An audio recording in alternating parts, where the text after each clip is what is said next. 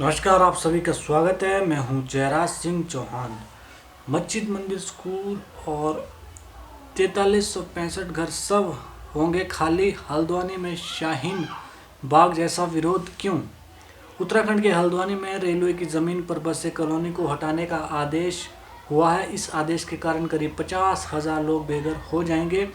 High court के इस फरमान के खिलाफ सुप्रीम कोर्ट में अपील की गई, जबकि इस मामले में राजनीति भी शुरू हो गई। आइए जानते हैं पूरा मामला क्या है।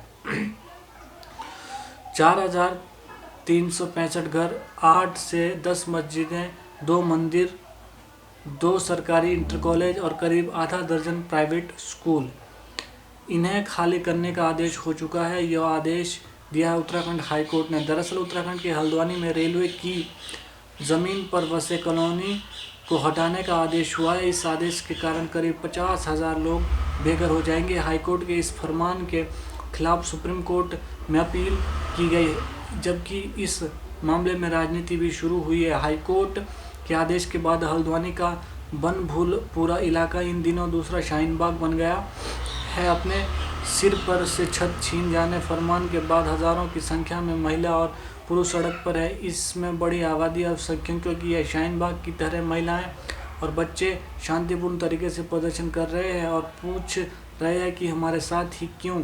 इन लोगों का कहना है कि अगर हमें हटाना है तो पहले बसाया तो जाए।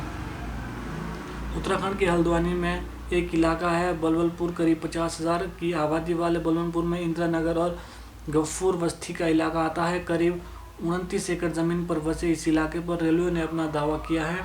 रेलवे का दावा है कि यह जमीन उसकी है जिस पर अतिक्रमण किया गया है। हाईकोर्ट ने रेलवे के हक में फैसला सुनाते हुए 1 हफ्ते के अंदर अतिक्रमण को हटाने का आदेश दिया है। हाईकोर्ट के आदेश के बाद दशकों से रह रहे लोग अब बेघर हो जाएंगे। बनभूलपुरा की जमीन की लड़ाई कई सालों से कोर्ट में लड़ी जा रही है। एक तरफ दावा किया जा रहा है कि करीब 29 एकड़ की यह जमीन नजूल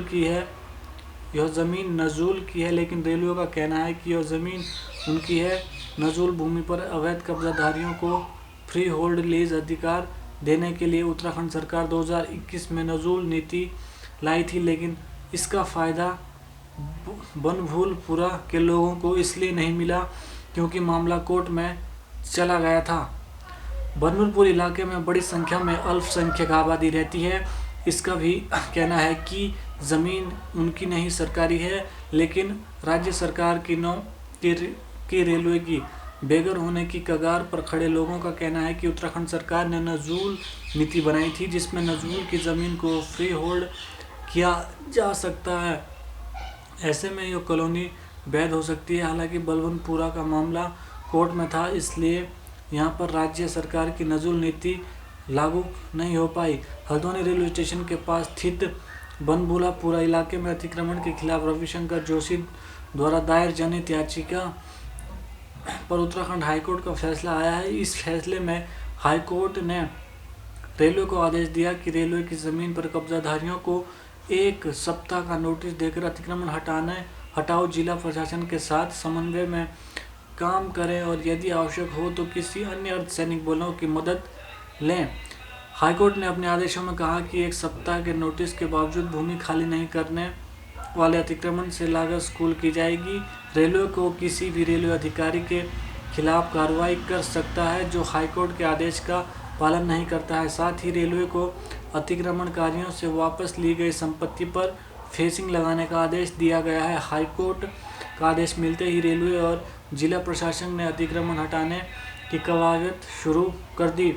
ज़मीन की लड़ाई रेलवे ने पिछले साल दिसंबर में जीत ली थी। उत्तराखंड हाईकोर्ट ने राज्य सरकार और स्थानीय निवासियों के दावे को न मानते हुए यह ज़मीन रेलवे को देने का आदेश दिया है। बलनपुर इलाके के लोगों को 1 हफ्ते में इलाका खाली करने का आदेश दिया गया है, लेकिन स्थानीय निवासी अपना घर छोड़ने के लिए राजी नहीं है। उनका कहना है कि यहाँ हम दशकों से रह रहे हैं, एक झटके में खाली करने के लिए कहा जा रहा है, हम कहाँ जाएं।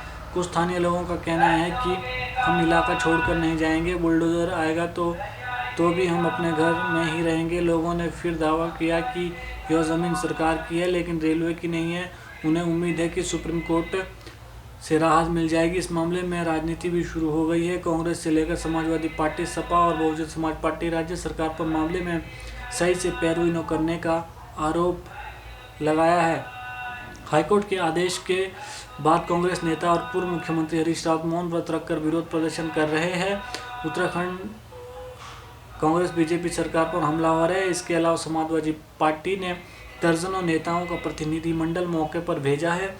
इसके अलावा बीएसपी की अध्यक्षा मायावती ने राज्य सरकार पर हमला बोलते हुए कहा कि सरकार का काम लोगों को बचाना है, न कि उजाड़ना। सरकार इस मामले में जरूर सकारात्मक कदम उठाएगी।